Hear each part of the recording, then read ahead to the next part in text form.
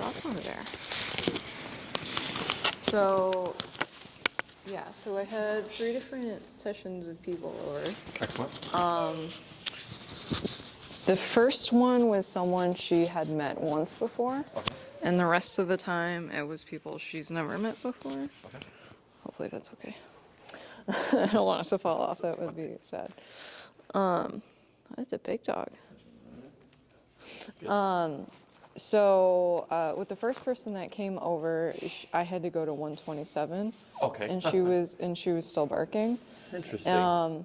And you've made a comment before that she's a little bit weird, so sometimes you should wait and kind of let her get her grumbles out. And it wasn't until I walked over to her and was standing looking at her that she was like, oh, okay, I'll be quiet now. But for the rest of the night, she was quiet. The person was over for multiple hours. We left the room and were painting my cabinets, actually, and she stayed in the same spot, didn't make any noises. Okay. Is this in the pen area? No. Or was she in the little bed area? On her bed in the place you told me to put her in. Okay. Which is where she was every single time people came over. Okay. The second time, it just ended up that the first person came over again when I had somebody else planned. So there were actually 3 people in my place, one of which she already knew and was comfortable with. Okay. The second was, like I just said, the person she met previously. And then the third person was completely new. I didn't have to go to 127, and she stopped barking without me getting into her physical proximity. And she barked when I think, so we were sitting at the table, which is, you can still see her, and she kind of barked when the person raised their hand a little bit or something. Okay. But that was her only burst. Was there a correction there? Yeah. And what was her level? I think it was 60. Okay. And then It might have been lower because I think when you were over, we went back down to 35 once she simmered down. So I've been doing the same thing. So it might have been lower than 60. Okay. And then was it that she just... She just stopped, yeah. Okay. And did she look like she had relaxed or relaxed to the best of her ability? Yes. Cool. Yes. And I should mention that it would always take her a while to go down to laying down. Oh, sure. Yeah, that's fine. She was looking away, but she was still sitting up and obviously not comfortable. But eventually she would lie down in any of these scenarios. But yeah, so the second time that I had people over, the person she'd never met before, at the end I had her do an introduction. And she was very, what's the word? Oh, she was avoiding a lot. She was wiggling all the way back. Okay, so you're trying to do the touch exercise. Right. Okay. So where you kneel down, you do the awkward family photo. So she was moving really far back and turning a bunch. And she was grumbling a little bit, and I corrected her for that. And I had my friend just use the bread pillow. I knew that was going to happen. I was like, I'll roll with it. Yeah. And at that point in time, she was like trembling a lot. Yep. So I just stopped it, and I Your friend or no, my friend was fine. She was trembling a lot. Yeah.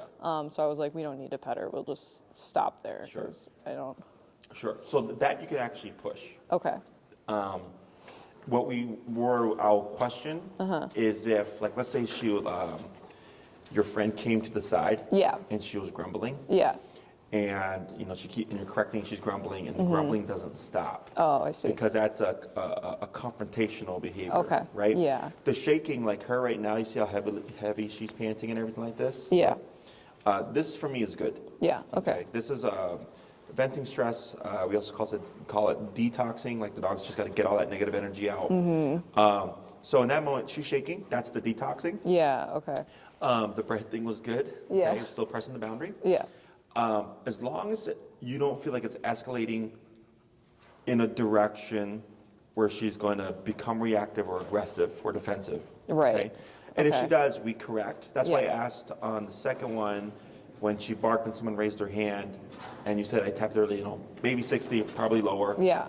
And she stopped and Yeah, settled. she stopped. Yes, that's what we want to see. Okay. That's all really good stuff. Because remember, in the beginning, how difficult it was to like stop the reactivity and stuff. Yes. Yeah. So it's progressively getting easier. So that's how it should always feel. Yeah. So all that is good information, and it's gonna just be just more. Keep doing it. Yeah. Okay. Okay. Now, this is a process. So what I recommend people do is go like not to like kind of go out of the way. Like so like let's say I have clients who would have people over 3 times a week. Yeah. And they're fairly social, whatever. But then they have a dog like this and they go to 0. Yeah. Right. And I'll tell them, well, now that we got to this point, go back to your 3 times a week. Now go back to your life to start getting the dog back to normalcy. Right.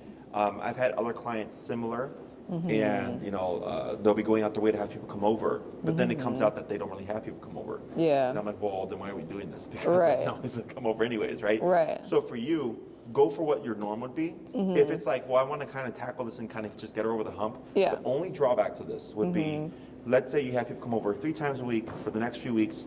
You're making great progress, and you're like, oh, great. Okay, well, now I'm going to go down to like, once every couple of weeks or once a month because that's my norm. Yeah. Well, now you're probably going to get a little bit of regression. Right. Because now you're going to infrequency. Does that make sense? Yeah, it does. So it's a balance of like, yes, you're pressing out the norm, but at the same time, you're like, well, what's normal for you? Like, what do you know that realistically you could expect or would expect? Okay? Because part of it is like you're trying to do all this stuff in the time that you have with me. So that I can get feedback and tell you like, great, you're on the right track, or I can tell you like, this needs to be worked on. Okay, so it sounds like you're on the right track. Okay. Questions on any of that stuff? So like typically I wouldn't have people over 3 times a week. Right. So should I do what you were saying and try to get her to a point where like she's not reactive to random people who come in my house as long as I'm like putting her in that place or whatever? Or should I just from the jump have like the normal amount of interaction? Like what's the better approach, would you say? I go by what's I guess easiest for you. Okay. Where you're not feeling like you're having to go out your way to like try to get shit done. Yeah. Yeah. So it's like if like 1 week, let's say 1 week you have an opportunity to do 3 people and you're like, yeah, I'm gonna do that. And then the next week you're like, nah, I'm good. And then the next week you're like, okay, it's just 1 person. And the next week it's like, okay, we're going back to 3 because there's 3 opportunities. Yeah. You're just kind of going with life. Yeah. So the only difference is slower progress versus trying to get a lot of progress. Right. But then at the same time, if you then slow things down, she's gonna dial back a bit. So when dogs dial back, is it like with just like the anxiety in general of people entering, or is it like they also regress with specific people? Like if they haven't seen person A in like 5 months, even though they were okay, they could like... They can. Okay. But their turnaround time with them, because it's all about scent. Yeah. In my opinion, dogs' memory is tied to scent. Okay. So like I have a chow mix who's very spooky of people, and when I first got her years ago, she opened up to me and all my family and stuff. And then I was in Texas at the time. I came here to work for 3 months, and I went back. And this was like before like my real kind of dog training days. Yeah. And all my other dogs were coming up to me like, oh, Dad's home. And then I'm like, hey, Zena. And she looked at me and was like barking at me and like huffing at me. Man. Then we got in the car and I sat in the front seat. And then she started sniffing me, and all of a sudden the tail started wagging. All of a sudden she started like jumping all over me. So as soon as she got her natural nervousness and her, visually, she's like, who are you? What's going on? But as soon as she like smelled me, she warmed right up. Okay, so what I would anticipate is that, like, let's say that happens, she doesn't see someone for 5 months, but she's doing well with them, is that once she gets the scent and realizes, like, okay, like, it's this energy, then it shouldn't be an issue. Okay. But probably the start is where you're probably going to see the most regression. Is it's not going to be as easy to back her off, or not as quick to de-escalate her. Right, that makes sense. And the thing about the backing away exercise is it's not a skill. Not like sit, it's not like heel, it's not like place. It's communication. Yeah. So, like, you could literally do nothing for the next 2 months, and then in January have someone come over and then do the exercise, it might be a little bit difficult. Yeah. But you're going to go right back to what we had when I came over. Right. Okay, because it's all about communication. Okay. So, does that make sense? Yeah. Other questions? So I think the thing that I'm anticipating to be the most difficult is understanding when it's okay for her to, like, reading the situation where, like, she's comfortable with someone versus anxious. Mm-hmm. And then, like, the next step beyond that, like, taking the muzzle off and stuff like that. Mm-hmm. You're probably looking at a few months. Okay. Yeah. I mean, especially if it's like let's say on average on a month, how many times do you think realistically you'd have someone to socialize her with, or like even exposure to? Well, so I basically set something up reoccurring. So every Monday she's going to see at least the same person probably every Monday. Okay. So at least once.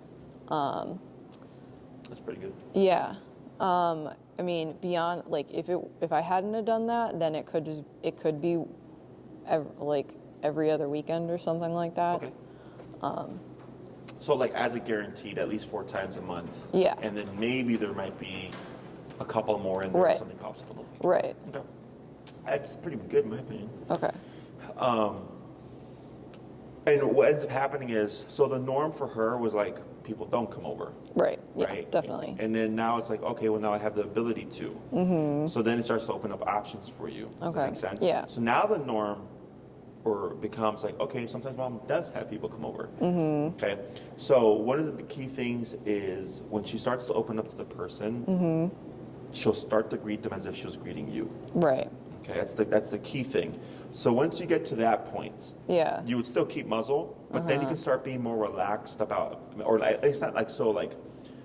I always tell people be aware, not to be paranoid, right, and not to get complacent because something can always happen, right. But that's where people get screwed up because they're like the dog's fixed. I'm like the dog's not fixed. It's that you have tools and you're communicating with your dog, right, and you're putting boundaries and rules and things, and because you're doing that and you're being proactive about that, your dog is behaving, right. Okay, so it's really all about you. So where people mess up is they think the dog is fixed, right, you know, now their job is done, and then something happens, right. Okay, so as long as you're on it and you're doing your structure and everything like that, and you see you start to open up to someone, you're like, okay, cool, like she's starting to like them now, and then you give it maybe another, month or so with that person, and then maybe the next time you're like, okay, I'm feeling pretty good about this. There's been no tension, nothing. I mean, it's gonna feel like night and day. Okay. Okay, it's gonna literally feel like night and day. Yeah. And then it's like, okay, now I can have the muzzle on for the first 15 minutes just because remember that the beginning door thing is always going to trigger. Yeah. Okay. So, but once that's resolved, right, and 15 minutes has passed, you can remove it. Okay. Okay. There's no timeline on you. Yeah. It's all about how you feel because it's not just your dog; it's your confidence in handling your dog. Yeah, you mentioned that. Feeding your dog. I don't know if I did mention like watching Cesar Millan stuff. Yeah, I have to do that. So that just kind of helps build your eye for recognizing stuff because then you can always rewind it, whereas for me I can see something and I'll you just know it. Yeah. I think Cesar Millan's a great resource for stuff like that. Okay. You mentioned that like when she starts greeting people the same that she greets me, the way that she greets me is very high energy, and we've been talking about keeping her at like a neutral energy. So it'll be a de-escalated form of that. Okay. So what that would look And like, should I be correcting her if she is going high energy with somebody, or should I let her go high energy? So like, think of it this way: you're gonna back her up. She's gonna go in her corner. Yeah. Your guest is gonna come in. You're gonna see her kind of wiggling there. It's gonna be like a controlled, passive excitement. And then when they break the boundary, you'll probably see her like dip her head and approach and do this. So if you didn't do that, she'd probably be up here. Right. Okay, but because you always do the front door exercise, you're going to see a subdued version of it. Okay. But still, it's going to be very forward. Right. It should feel soft. It should feel submissive. It should feel inviting. Yeah. But then remember, your guest, right? I was like, just because they see that doesn't mean they go, oh my God, she likes me now. It's kind of like, still going to be a nice, calm, kind of passive touch. if she's at that point. And then you'll see her, like, let's say they sit on the couch and she'll jump up and sit next to them and like kind of like, hey, I'm right here, like being in their business, you know? Yeah. I tend to try to stay away from face-to-face stuff. Yeah. Just because of people's habits with that. Right. But yeah, it'll be her being excited to see them, but it's subdued because you've backed her off. Okay, but it's gonna seep through. Yeah. Okay. Sorry, I'm asking a lot of questions. The only other thing that I'm kind of wondering about is there have been times where I could bring her to someone else's home, and I just obviously I haven't been. Is there any point in time where that makes sense, or is that always a bad idea? No, go for it. Okay. Yeah, go for it. So if I do that, like, how would I approach that differently than just, you know, people entering my home? Right. So it would be no different than kind of you coming here. Okay. Because you're entering into another space. Yeah. Right. So there shouldn't be any kind of territorial thing unless like you're sitting on the couch and she's at your feet and they come into your personal space. Then I would expect something to happen. Right. Okay. So that you can still kind of use as your baseline. But like, let's say you brought her towel or her little bed or something, and in the beginning it's always very awkward and controlled and rigid, and she's like on place while you're sitting on the couch next to her, kind of like what I suggested in the home and stuff. Right. And then as you start to see her behavior and her interaction there, and your level of control, right? So if it's like, oh, I can place my dog here and I can walk all over my friend's place, I know she's not going to budge. That's where a lot of relaxation comes from. Okay. But yes, so at this stage, because my main concern was her reactivity. If it felt like it was too much of a challenge to stop, then it makes going to a friend's house with her unpleasant. Right. So, you know, so then now that's a demotivator. Then you're like, I don't want to fucking do that. Right. So we do this, we make good progress, things should feel like pretty good, and now you start venturing off, and because that's what she's lacking. Right. Okay, so in the beginning, like right now, see how she looks, how uncomfortable this is for her emotionally? Yeah. That's what you're going to see. Yeah. Okay, but eventually, remember, she can only stay like that for so long before she's going to start to open up. Right. Okay, but yes, you can do that. You can even take her to stores if you'd like. Now or later? No. Okay. Okay. I think you're doing pretty good. So, if I bring her over to somebody's house and there's people that she hasn't met there yet, is that okay? Or should I try to like introduce her to those people outside of their home first? I'd just come in. Okay. I would let them know ahead of time, please ignore my dog. Don't touch her, no eye contact, Okay. right? Yeah. Especially if you're going into like a house with one person, easy. Going into like 3+, a little bit difficult. Yeah. So I wouldn't even worry about the touching stuff, you know, Yeah. until you've done that a few times. Right. And then you can go to it. Okay. Okay. Yeah, I mean, even stores. I don't know if you've done that yet. No, I have not. Yeah, stores, Home Depot, PetSmart, Petco. Okay. I mean, I've had clients go into stores with the dogs on the muzzle and stuff. No one says anything. We've done it with the dogs that we've trained here. Okay. There's one right there. He's got a muzzle on. And, you know, when he was training with us, he would go out to like Home Depot and stuff. A lot of places now, I guess, are dog friendly. Yeah. Because Okay. I've seen dogs at Best Buy. I've seen dogs at Target. I've seen dogs at Home Depot, Petco and PetSmart, obviously. Yeah. But yeah, a lot of, you know, somebody was just telling me that they took their dog into some kind of like small business postcard place. Oh, you know, okay. because she was telling me how she was like doing her training everywhere. Yeah. And I was like, great. I was like, just nobody cares. Yeah. So. Yeah, the most that I've done right now is there's like a restaurant near me that has like full windows for the whole wall. So I'll walk her by that as like practice. She like is close to people, but she's not close to people. Sure, yeah. Yeah, if you feel, my main thing is the reactivity stuff, right? Because we don't want to go into like a store and then like, it's a pain in the ass to de-escalate the dog. Right. You know, because now they're going to be like. Yeah. So it might make sense for her to be like, well, I mean, we walk by people all the time. I was going to say it might make more sense for me to wait until she's at a point where like she can handle more than like 2 or 3 people at my place or whatever before I start taking her into spaces that have like people everywhere. What makes it easier for spaces like that? Yeah. Is, for the most part, it's fleeting. Yeah. It's one thing to be here in my presence and Like, sit there and not be reactive and all that stuff and not stare at me. Right. That's harder. Yeah. Like you said, like we walk past people and stuff. Yeah. Right? So, up to you, your personal preference. Okay. But yes, at this stage, the more exposure, the better. And again, Yeah. whatever's realistic for you. Yeah. And then you can even pair food there too. So like, let's say you go into a Home Depot and like somebody passes by and she like kind of gets nervous, but like doesn't do anything, and you just feed and just keep it going. Like you can now pairing in food helps. Okay. Because when we're trying to use food to make the dog feel good about something that they're telling you by being reactive that they don't feel good about.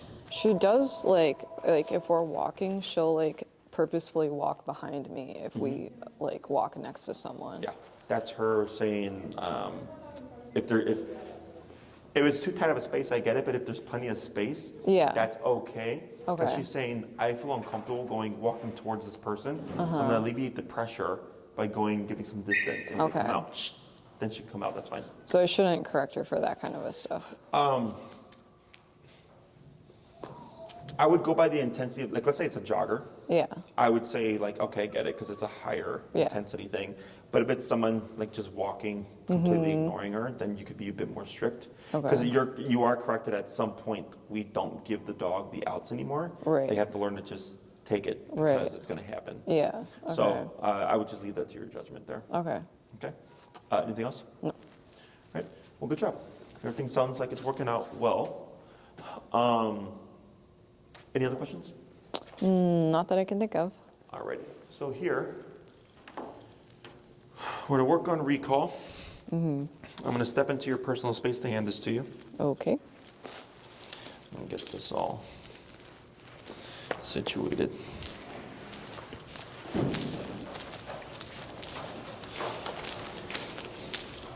Ready? Yes. You are? Good. Good girl. Then I'm going to walk behind you. Okay. And we're going to put a 10-foot leash on her. There you go. Same thing. You can remove your blue leash. Yeah. You can set that aside. What? Give me this. Here you go. Okay, we'll walk into your personal space again. There you go. Good. Hang on. I can definitely tell that she's more used to you. Because we had less barking from her when you entered my place than like my friends. Yeah, when you told me you had to go to 127, like not surprising, but Yeah, it was just the first time. And every time after that, like I still had to go pretty high, but it wasn't 127. sure. And then I think I told you at some point you might see her naturally just kind of go to the corner without the tap, but you always want to tap. Okay. Because even though she did what we've kind of taught her to do, if there's no tap, the dog can still stay loaded with tension. Okay. Okay. Any other questions? Nope. Alrighty. So recall, pretty coordination heavy. Okay. Don't worry about getting everything correct the first time. Oh, no. After you've done a few reps, it all kind of just Okay. pieces together. Okay. Yeah. So you hold your remote in your right hand. Yes. Alrighty. So you're going to be holding the end of your the orange leash here. So I like to put it over my thumb, where I'm going to have the remote. Yeah. So then remote's here. So I have Yeah. 9 fingers to press buttons. Okay. The leash is going to then be over your left hand like this. Okay. So here, as she's coming towards you, you're going to be moving backwards and then using your fingers here to just take your leash and then throw it on the ground. Okay. Like so. Okay. I don't worry about trying to reel it in like this, because a lot of people try to do this and they end up with like this big old mess. Yeah. Okay. So we don't need to collect it. We just want to shorten it, just like that. Okay. Okay. Once you feel like you've done enough, you can lock your leash like so. Okay. Which I think you do correct, which is Yes. even your normal leash, right? Yeah. So the reason why we do this is, let's say you're working with Ember, you're at the park, she's excited, she's getting freedom, she's coming towards you, and you're holding your leash like this, you're going to get rope burn. Yeah. Okay, it's going to suck. Yeah. So by doing this, this will actually prevent that. Okay, so you don't need a tight grip, just a nice firm grip, and she should not be able to rip that out of your hand. Okay.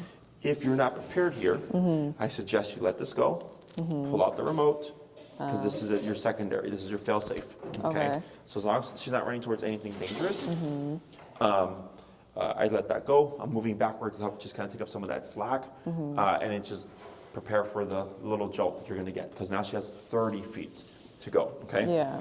So by doing this, if she runs to me and gets overexcited and bypasses, well, now she'd only have 20 feet as opposed to 30 feet. Okay. So it makes things a little bit easier. So don't worry about trying to reel it all in. You're just reeling in what you can to shorten it to make things easier. And that's only when she's approaching me and I'm moving backwards? Correct. Okay. So in the beginning, because we're going to have to condition her that the tap now means something different, Yeah. is you're going to be 30 feet away. Okay. And if we pretend, hold the black leash and let the orange leash go, please. If we pretend that I'm at 30 feet away, okay, is you're going to put a little bit of pressure on Ember, okay? You're going to start tapping, and you're probably going to see her move away from you, okay? You're going to keep tapping and pulling, and eventually she's going to pop forward. The moment she pops forward, I stop pulling her, move back, Okay. and then reel this in, okay? Okay. And we stop tapping as well. Okay. Okay, so the moment she steps towards you, all pressure goes away, Okay. and then we see what happens. If she comes towards you and overshoots a bit, so like let's say Ember was coming this way, I would turn like this, start tapping, moving back, reeling in whatever's left over until she's like that. Okay. Now, I don't care where she lands, left, right, front, back, or between your legs. I just care that she's in your immediate space like that, okay? Okay. I usually give dogs about a 2 to 3 foot radius. So like let's say she comes to you and she's not that close, Yeah. but her front legs are within that radius, we're good. If her Okay. front legs are outside of that radius, we want her to come in Okay. closer, okay? I'm gonna coach you through it with the tapping and all that stuff. Okay. The reason why we have the 2 leashes is because I'm gonna be holding one, okay? So I got a 10-foot leash. So here, the way this is gonna work is you're reeling in, back up, you do the recall, and I'm gonna come towards you to pick up the black leash. Okay. So I have a 10-foot buffer. I'm gonna close that gap as we go along in the lesson. Okay. When I'm walking with her, you're gonna slowly feed out the orange leash. Okay. So this way it's not completely slack. So if I'm walking and she decides to charge or something, she's not gonna have the ability to do so. Does that Okay. make sense? Yeah, I'm definitely going to need you to repeat stuff as it's happening. I know, it's a lot of stuff, okay? So we're gonna switch leashes here. So I'm gonna hand this to you. Okay. And I'm gonna take black leash. Whew. There we go. Hold a sec. Good. There we go. Good. Go ahead and step Tap. back, and you go towards the end of your leash. And then what's your number currently set to? 61. I'm going to have you go down to 30. Okay. Yeah, that's fine. We can let them out. We're just calling to get here. Okay. And then go ahead and get your leash ready. Yep, over your hand. There you go. And you're going to take a step back. Okay. Good. Go ahead and reel in a little bit more leash. How much? A little bit more. A little bit more. Until it picks up. So you see how it's on the ground? You want to shorten it so that it kind of, like Only a elevated. little on the ground? So you're going to stand where you are. Okay. Just where you're at. Now reel in your leash. Reel it in. Reel it in. Reel it in. Yep. Like that. Perfect. Okay. So now, 1 second. You're going to wait and get ready to pull and tap, tap, tap. There you go. Now backwards and reel in your leash. There you go. And hold. Tap. Tap. Now praise. Good girl. Hey. Good. Okay. We're going to repeat that 4 more times. So now I'm going to come in for the black leash. Okay. Hey.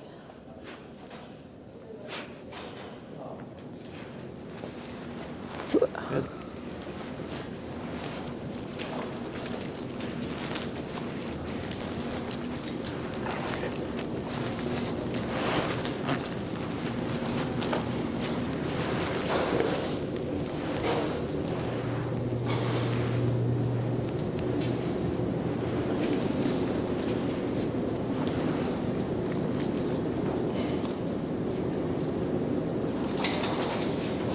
There you go. Good. And tap, tap. Now back. Reel in your leash. Good. Hold right there. Tap. Now praise. Good girl. Yes. Very good. And do it Crazy. 3 more times. Okay. Yep.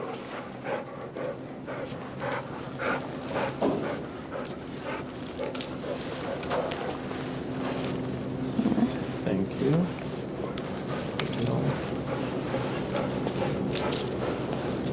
There. Good.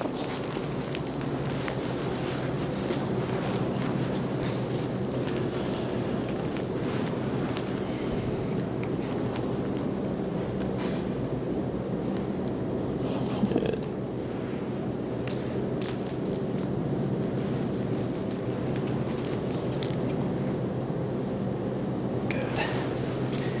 And tap. Good. And back. Good. Feeling your leash. Good. Hold.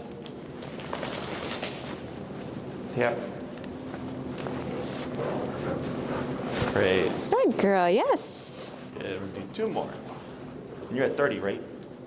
Yep. Okay. Where's black? Oh.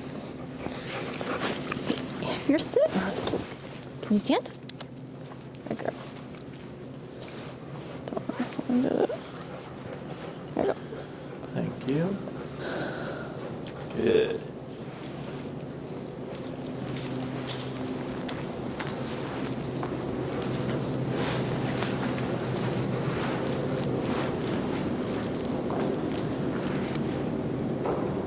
There you go. Good. And tap. Good. And back. 1. Good. Hold. Yes. Good girl. Girl. No, no, no, Good. no. Do 1 more. There. Very good. So should I be tapping after I pull?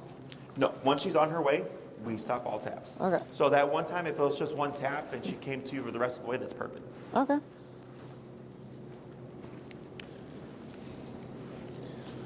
Good.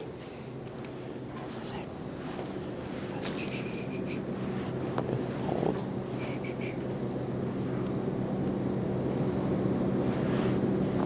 Good. Good. Tip. Good. Back. Backwards. 1, 2. Hold right there. Very good. Praise. Yes. Good girl. Good job. Very good. So now we're gonna do the same process, except we're gonna leave the leash completely slack on the ground. Okay. So before I had you elevate it, in case you needed to move back to pull her, Okay. you already had the leash a bit taut. Okay, that's what I was trying to think of, taut. Okay. Now we're gonna leave it on the ground, Yeah. slack. Yeah. You're still gonna have it in your hands like you were doing before. Okay.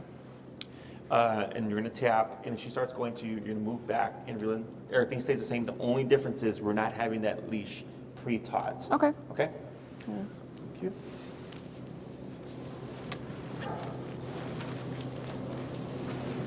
Good girl. Oops.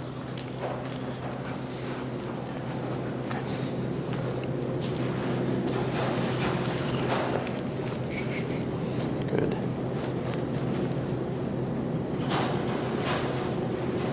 Good.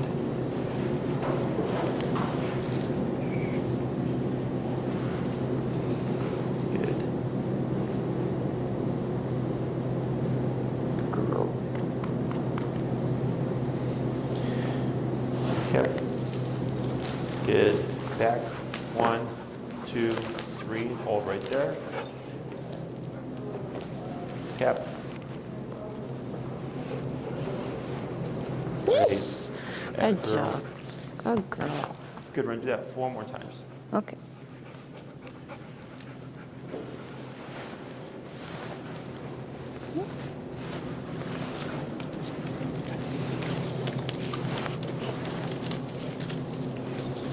Good.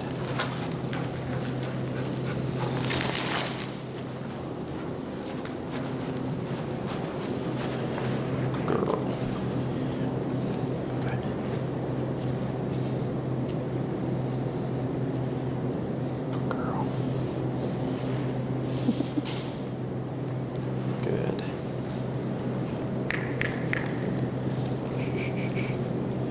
girl.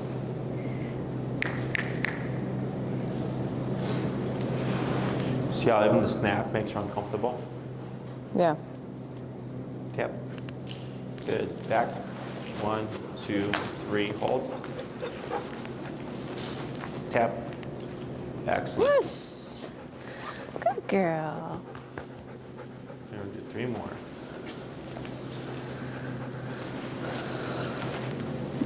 Thank you.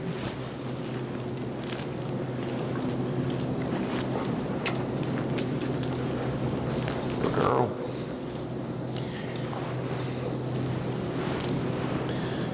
Yeah.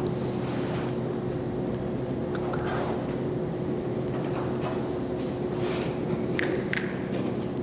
Oh, good girl. Yeah. Good. Good girl.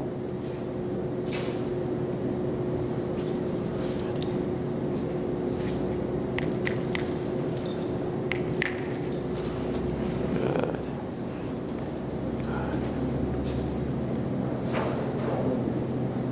There you go.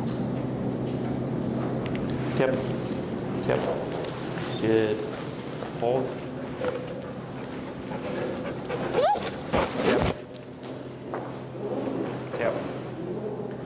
Good. Good girl. 2 more. You can bump. You're at 30, correct? Yep. You can bump to 35. Okay.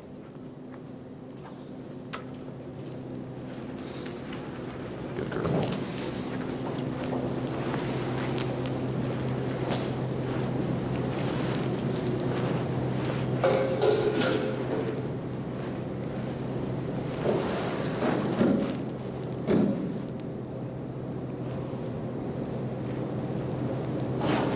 Good.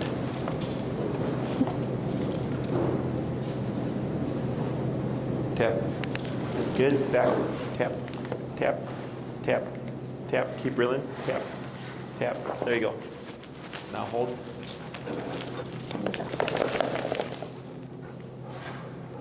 Praise. Yes. Good job. We're going to do 1 more, then we'll give her a little break. Okay. Ember, Christian. There you go. You're a mess.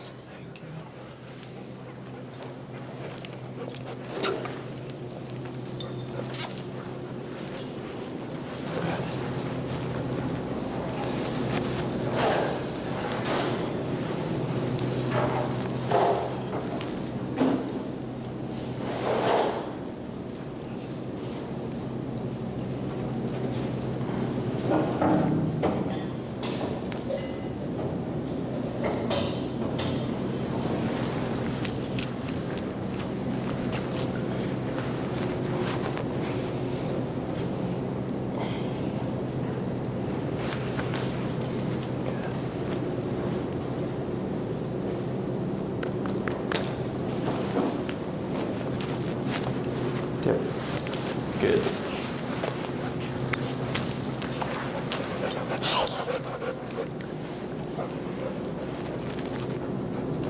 There you go. Yes. Good. Praise. Going to bring Ember over. Okay. Let's go. Good girl. Is he boarding or what? Oh. Very good.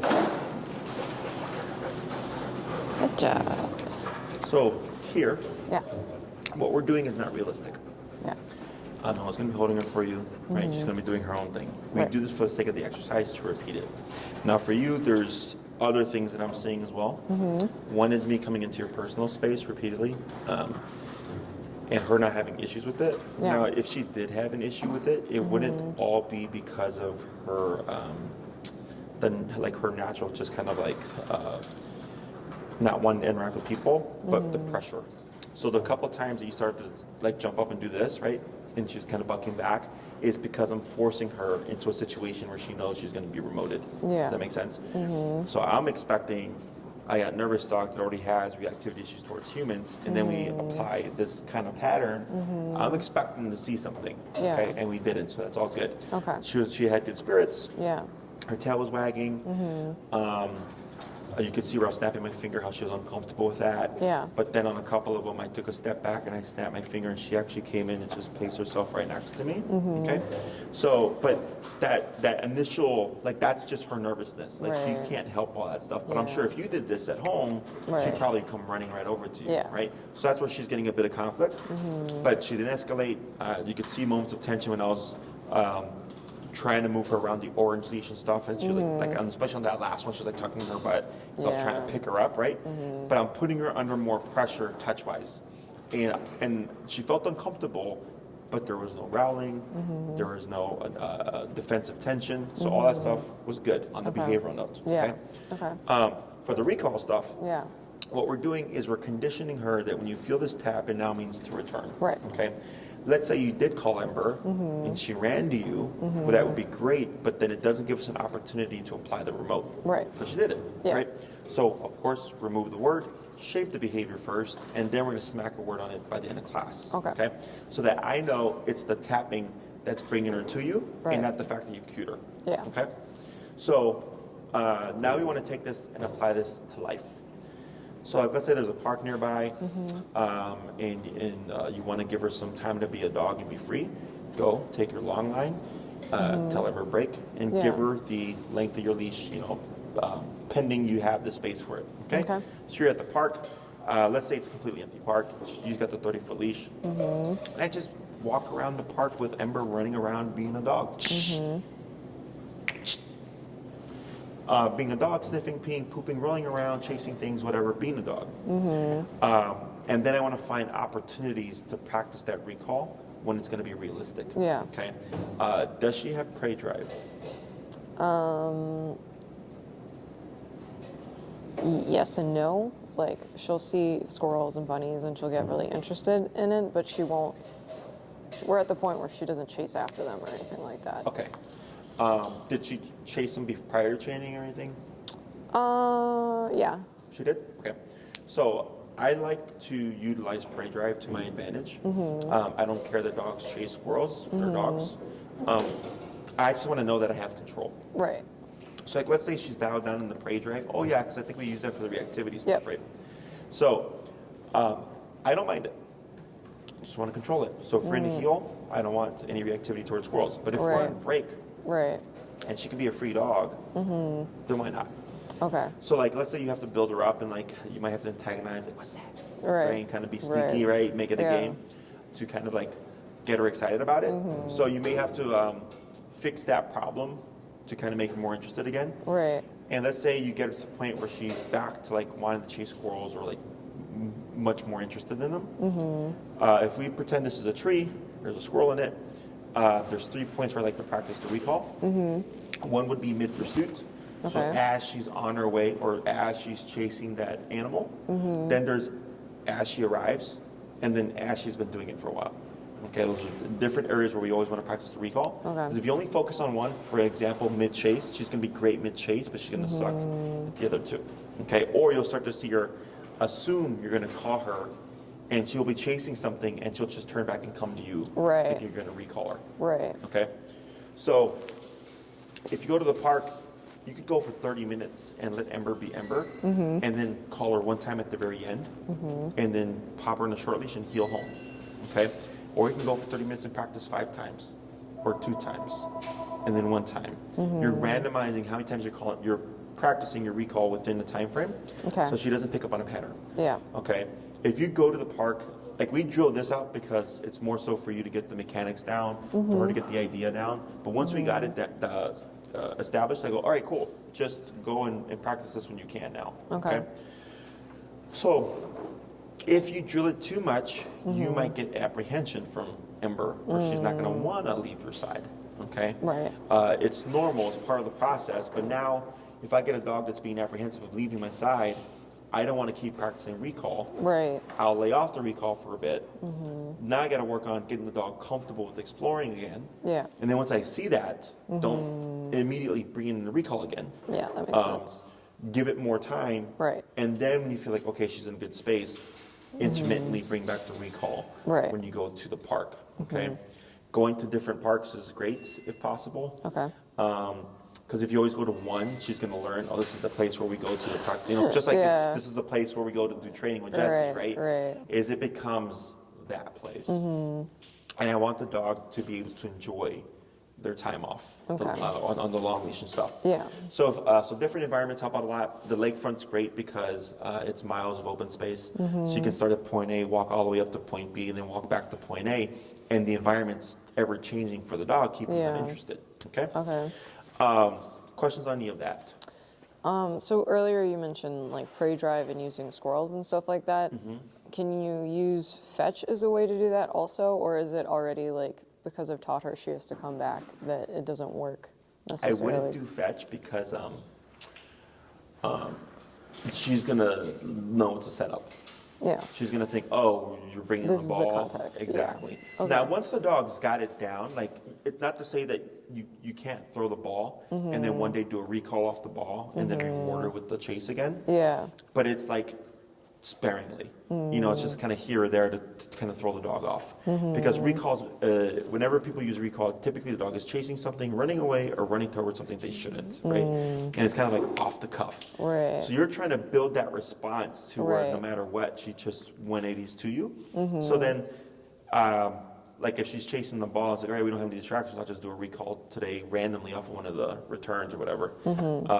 Then you can do it, but if you do recall with your fetch, it will, one, if she's returning with the ball, yes, you're correct, she's already doing the behavior, it's not the same. Right. Two, if I recall her off the chase, well, now she's not going to want to chase the ball. Right. Okay, so that's something that you can do once she gets everything down.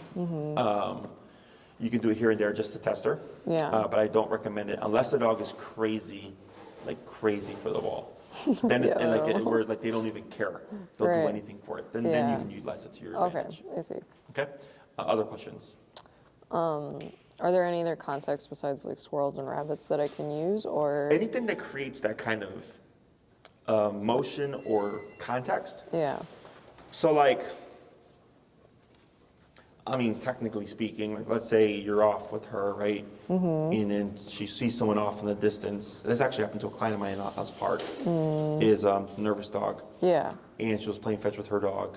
And what happened was, threw the ball, dog went to pursue the ball, and when the dog went down to grab the ball, in that time, some like two girls had walked up. Yeah. So when the dog looked up, the girls were like 6-8 feet away. Oh. Blew up and started being Yeah, reactive. So right. she recalled her dog in that moment. Right. Okay. That makes sense. So technically speaking, like if you get caught off guard and like she sees something off and she becomes reactive and she charges, that's technically, you can do that there. Okay. Okay. So what you're trying to, and like let's say she's just stuck in a scent, like she's smelling some, you know, tree, and she's like really into it. I just let her have it for a minute or so. Yeah. And then recall. Yeah. It's anything that I want to do recall when she's engaged. I don't want to do a sit, stay. Right. Because you need to be able to reach her when she's like engaged in something. Yes. No matter what the mentality is. Yeah. Whether That makes it's sense. she's in reactivity, she's chasing in prey drive, or she's just passively exploring. Right. At any point, I should be able to return my dog. Okay. Okay. So, have you? I'm assuming the answer is no, but she's not been off leash. No.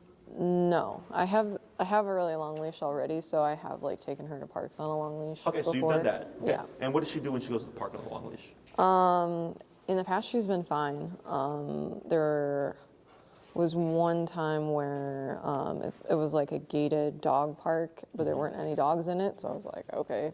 Sure. And a dog on the other side of the gate walked by her, and then she had like a reaction to that. But typically, she's fine. Yeah, I mean it's that, but you're trying to find opportunities for like where she's distracted. Right. Okay, and that's what Okay. makes so recall takes the longest to teach. Yeah. Heal is the fastest because 3 times a day, 7 days a week. Recall the longest because you got to go to the park. Right. Hope there's stuff to work with. Yeah. Right? Hope that she leaves your side and explores and doesn't get worried about you remoting her. There's a lot of variables. You could plan to go every day of the week, but then the weather's shitty. Well, now Right. we're not going to the park. Right. Okay. So for the recall, it's going to take quite a bit of time. Yeah. And there's stages to it as well. Okay. So there's the long leash stage, is what we're doing now. I'm holding onto the handle. I'm just like walking with my dog and letting her be a dog. Then we have long leash dragging. which is the leash is on the ground, not in my hand, but I'm nearby. Okay. Then there's no leash enclosed area, like a dog park, a pen, a yard, and then there's no leash unenclosed area. Okay, so there's all these stages. Yeah. And people always ask, like, well, how do I know, when the dog has great recall? I'll tell them you'll know. Yeah. Because you're the one that does all the work with them. You're the one that sees their progress and everything. It's really just a feeling. Because I could see the dog and have great recall, but the owner won't trust the dog. Yeah. So I'll tell them, all right, we'll keep practicing until the point where you trust your dog. Right. So does that all make sense? Yeah. Other questions? Nope. One thing that you can also do, food drive. Yes, but I don't think it beats out her anxiety. Okay. If that makes sense. So what you can try is, let's say you're trying to work with her and you're not really finding that she's incentivized to do stuff.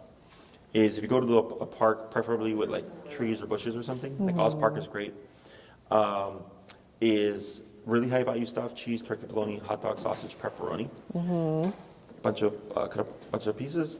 Go to the park. She's on the long leash, and when she's not looking, I'll throw a couple of pieces at the base of a tree. Yeah. Then I'll walk to another tree and I'll repeat and I'll repeat and I'll repeat. Then I'll circle around and come back and stand right next to it to see if she catches the scent. I do have a game I play with her that's like that.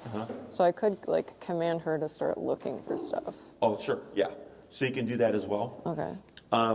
So now when I do it, I don't put a word to it because I want the dog by default when I release them to just go. Yeah. So then if I go by the tree and she catches the scent and she's on break and she goes to eat the pieces, I then wander to a different tree, right? And now she comes following. She's like, oh, there's something here too. And I go to a different tree and I keep repeating that. And you do that when you go to the park. And then one day you're going to go and you're going to say break and she's just going to go boom. She's going to go because she's thinking she's going to find something. Yeah. Okay. So it's really just to incentivize that when you give her the cue of break, fun things happen or she has to find shit. Right. The only problem with it is it does create a forager. Right. Because now the dog's going to think they can find something on the ground all the time. Right. So you can always correct that. Now, when you do this exercise, we do not pair this exercise with recall. Okay, because then she's going to think it's a setup. Right. Oh, you're throwing food on the ground again, right? Just to recall her. Right. So this exercise is specifically to get Ember to wander off and explore. I see. And be comfortable. Yeah. Okay? Yeah. Questions on any of that? No, it makes sense. So we're going to apply the word come, or here, whatever word you want to use. If you use the name as well, I recommend that people only use the name for the recall. Okay. So instead of like Ember sit, Ember come, Ember heel, Ember down, it would only be heel, sit, down, stay, whatever, and Ember come. Okay? Because if you put Ember in front of everything, she's going to start, because dogs hear the first thing. It gets her ready to like start interacting with me. Yeah, she's going to start, am I going to down, am I going to recall, am I going to heel? She's going to start assuming things, okay? Right. Most people tend to use the name like a recall anyways. So I'll tell them you can use Ember or you can use the name with the recall, but I don't want to put the name in front of everything else because then you're going to say something, give your dog one command, and they're thinking a different command because they're trying to jump the gun. Right. Does that make sense? Yeah. So come, Ember, or Ember come, whatever you'd like. And they can be interchangeable. So we're going to cue the word, and if she starts coming to you, you're still going to remote at least once. Okay. Okay, so I don't care if she's already coming to you, you still tap at least once. Okay. If you tap her, the reason why we do this is if you call her and she starts returning to you, and then you tap her, what do you think might happen? She'll think she's doing the wrong thing. Correct. So it might deflect her. Right. And she'll run away. So that's why we do this. So we have training and we have proofing. Training is shaping the behavior. We just shape the recall. Proofing is no matter what. If she screws up, if I screw up, if something has spooked her, if she's chasing something, tap and come, whatever. It's always going to mean to return. It's never going to mean to run away. Okay. So by always tapping every time you call her, you're more likely to screw up because we tend to do it when the dog screws up. We call the dog doesn't respond. Now I remote them. But then I'm like, well, what happens if the human screws up and the dog is doing it and the owner taps them, right? So now it sends the dog running away. Right. And I want to proof that, make sure that that's makes not the sense. case. Yeah. So every time we tap her, every time we call her, it's at least one tap. If it deflects her, you keep tapping, pull on your leash, and move backwards. We don't repeat the cue to get her to return. Okay. Okay, so this way in her mind, she's learning, okay, that tap will never mean to go the opposite way. Questions? No, makes sense. So I'll take leash. And then you're at 35? Yep. Okay. We're going to do a couple more.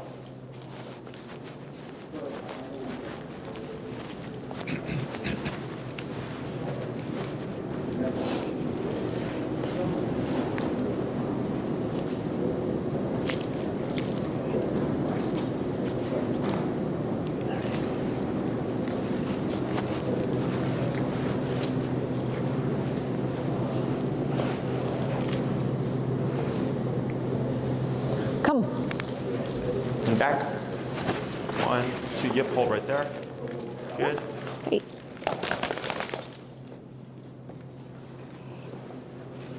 Praise. Good girl.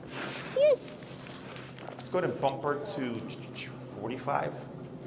40? 45? Okay. Because I want to see if we tap her at a higher number, if we're going to Can you stand? do the There you opposite go. and deflect her.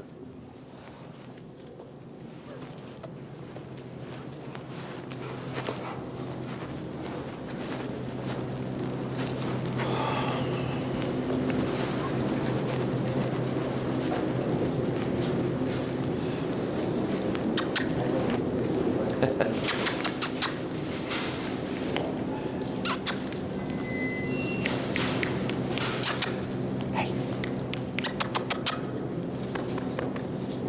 Good girl, yeah. Good girl. Come. And back, 1, 2, 3, and hold. Right. Yes. Good girl. Yep. Good. We're going to do one more. Okay. Now break. Break.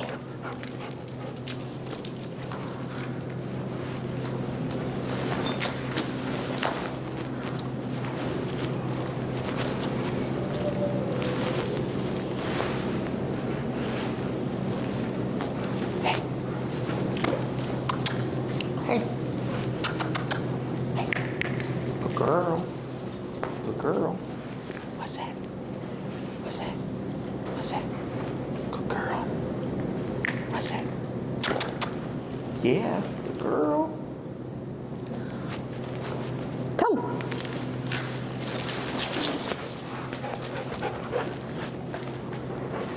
Yes.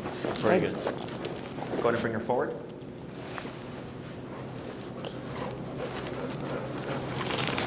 Very good. So, lots of good things today. Yeah.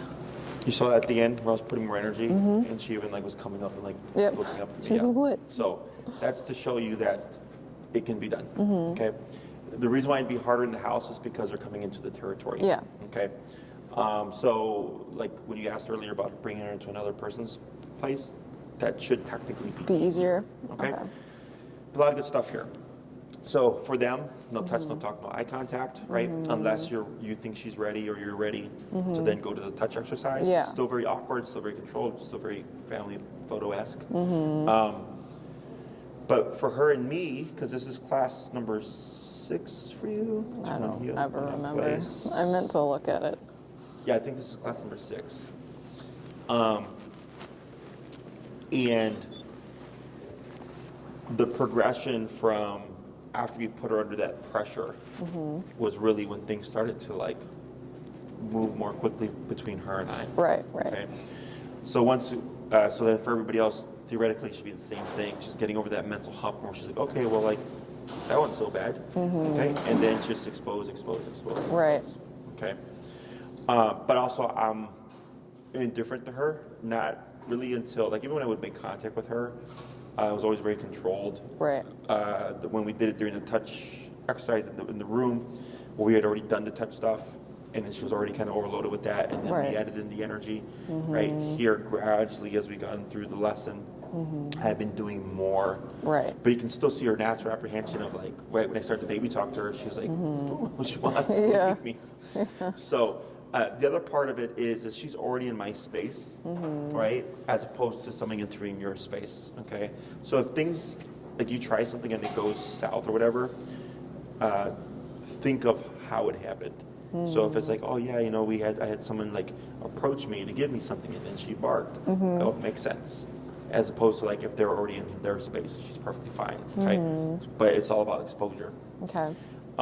So your homework, when you can, is practice your recall.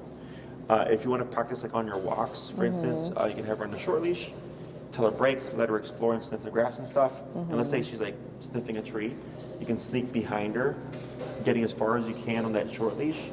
Ember come, and it's a short little 6 to 8 foot recall. Okay. So it's not realistic distance wise, but at least allows you to practice the return to you more frequently. Right. Okay. If you see her being apprehensive of leaving your side and stuff, lay off the recalls. You can do your game, the search game. You can do what I mentioned earlier with the treat stuff, and then kind of build her back up again. Right. Once you get her to a point and you've got that consistently, then you can start to bring in the recalls intermittently again. Okay. Questions on any of that? No, but I did think of a different question. So if I bring her into a new space that has a dog in it, oh, sure. Obviously I can't tell the dog no touch, no all of that. So what would be the best approach in that kind of situation? When it comes to bringing to space another dog, there'd have to be some level of control in that dog. So like let's say that your friend or whoever is like, yeah, sure, like I'll leash my dog and hold him, like that's not a problem. That is where you meet outside. Yeah. Go for a short walk at minimum 10 to 15 minutes. Okay. Ember, you, friend, dog. Okay. Just go around the block. Yeah. And then in other cases, like let's say you had a dog come to your place and you want to meet outside, the visiting dog would enter first and then Ember would follow. Because if you became an Ember first and then visiting dog, territorial behavior. Okay. In this context, technically it'd be Ember, then the residing dog, right? But I'm not going to have you do that. I'm going to have you still do it. As long as it's a social dog, they come in first and then she comes in, because I doubt it would happen, but because she's entering into a threshold, it can turn on. It could do the same thing. Territorial, exactly. So if it ends up happening with the residing dog, where they flip and become territorial, do your best to de-escalate her, and then that dog should let it go if they have no behavioral issues. But then they would just have their dog on a leash or whatever, because now it's just coexistence. Yeah. Okay. Which was going to be my next question to you is socializing with another dog something you'd like to work on? It's not as important to me as people, but I guess it would be nice. Well, we have plenty of classes. Yeah. I mean, I would rather her not be anxious as much as possible, right? Okay, I worded that weird. I would rather her be as calm through everything in life as it makes sense for her to be, right? I do have a friend who I often hang out with who has a backyard that I could technically put her in while we're hanging out or whatever, but I haven't been because of the way she is, which is fine. But it would be nice to bring her over. I don't have to. She's not okay with it. But they do have a dog. I see. Sure. So that's where because my ceiling is up here. Okay. I don't limit myself for anything, no matter the case. Okay. Because you'd be surprised. Like sometimes I get cases where I'm like, fuck. Like I'm like, we'll see what we can do. Yeah. And it's easy. Okay. And I get cases where I think it's going to be easy, and it's a pain in the ass. Yeah. Okay. So I've learned to just keep my mouth shut and just play it by ear. Okay. I think you've made great progress. Okay. So I think teaching, it's just it's all social stuff. Yeah. Whether it's a dog or a human. Right. It's all social interaction. Right. And it gives you more knowledge and insight, and just more skills as her handler. Yeah. So I do think that would benefit you. Okay. And it would make that, because like what if they become friends? Yeah. And now it's like, well, now she doesn't have to be in the yard. Now she can just like, they can be inside, they can have fun and play and stuff. Right. You know? So it does open up a whole nother kind of avenue for you. So if you'd like, that can be our next class. Okay. Because that's a behavioral thing I think that will benefit you. Yeah. I don't think there's no point in delaying that one. Okay. We can use one of our guys here. I will kind of go over the different ways of going about it, both inside and outside. Preferably, we always want to meet outside and go for a walk and stuff. Yeah. But obviously, Chicago when winter's coming, it's not always going to be feasible. Right. Is that I also have like an indoor version. Okay. So you should be able to do both because they're pretty easy. Okay. It's just, again, me teaching you how to do it and then do it. Yeah. Okay. So should I introduce her to the dog I have in mind before that next class, or should I leave it? And Well, which if you'd like, you can shoot me an email and say, hey, Jesse, can you send me the dog videos? okay.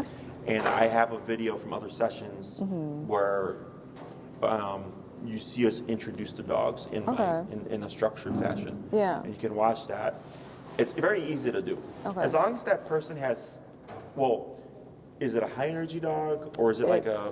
It's an 8-year-old beagle. Okay. So it's smaller than her. I have seen it like, well, so you're the dog trainer, so you can tell me if this is typical, but it seems typical, like territorial, like if someone is passing by the gate, she'll bark at the mailman, right? Yep. But they've had like a ton of parties with people over. I don't know if I've ever seen the dog interact with other dogs before. Okay.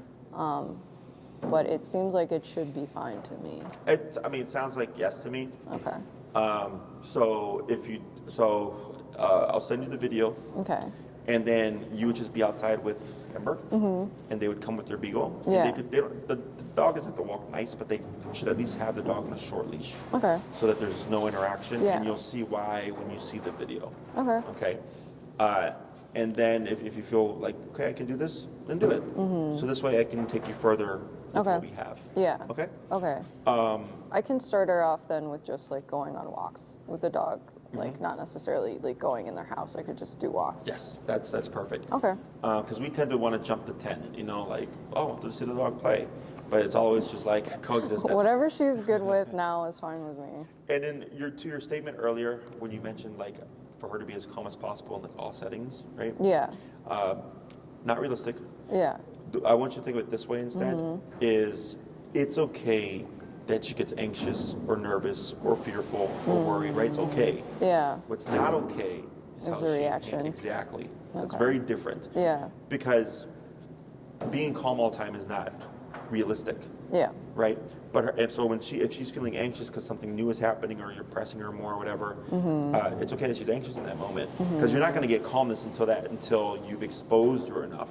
Like now she's calmer, whereas Right. earlier she was sitting there Right. and she was anxious, Right. But now you've been here for an hour, Right. okay? So, does that make sense? Yeah. Okay. It does. Anything else? Yeah, actually.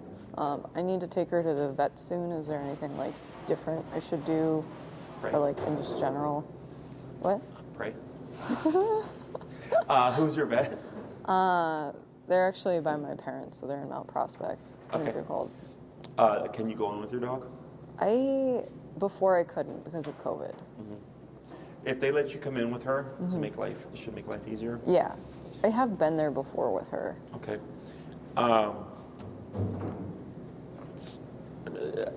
If they would come in not baby talking to her, that would be great. Yeah, But a lot of vets don't do that. yeah.